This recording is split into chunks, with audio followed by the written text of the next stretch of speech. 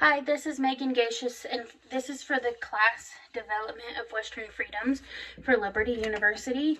This is for week 3, discussion board number 2, and the question being asked of me this week is define the terms liberty and freedom in reference to Western civilization.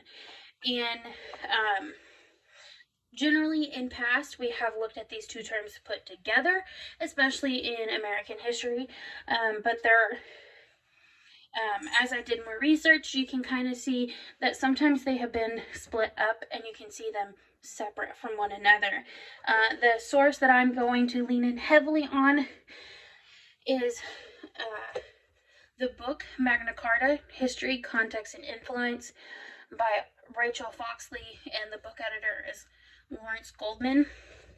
The chapter I'm going to really find most of my material for this discussion board is chapter 6, More Precious in Your Esteem Than It Deserveth, Magna Carta and the 17th Century Politics.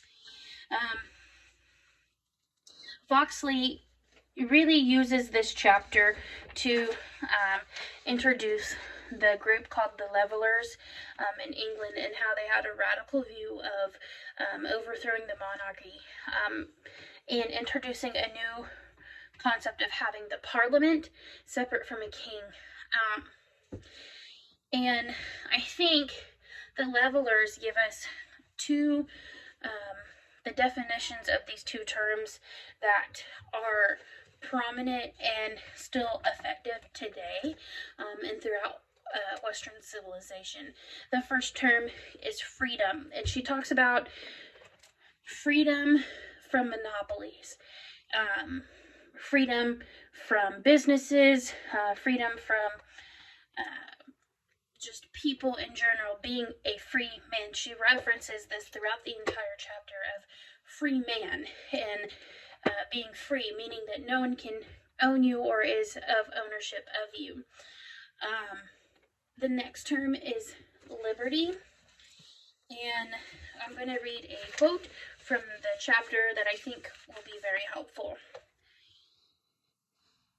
This emphasized people's original liberty and equality in the state of nature, and the contracts which they had made.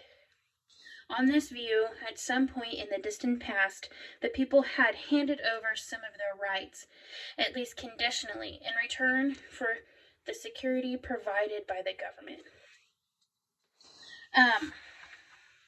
What I take from this is that liberty is equal to rights, and we see it throughout the whole entire 17th century. We get to the 18th century, 19th century with slavery.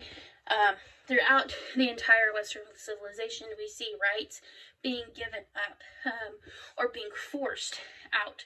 And to be a free man, you have to have liberty. These terms are often put together, but they can also be seen as separate, as what Rachel Foxley did in her book Magna Carta. And I think knowing these two terms and what they mean will help us and help me understand the development of Western freedoms.